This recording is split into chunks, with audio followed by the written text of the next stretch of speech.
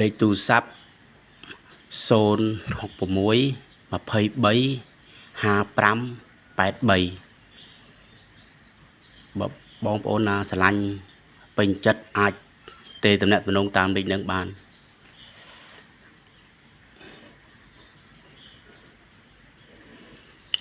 បោះពីបុរាណ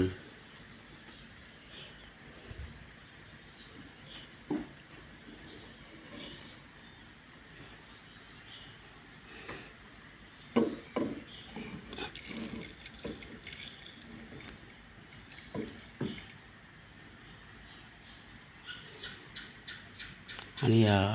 បាតក្រោមមានកាក់សម័យបុរាណ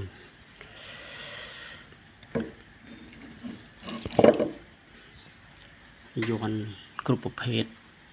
ក្បាច់ស្អាតណាស់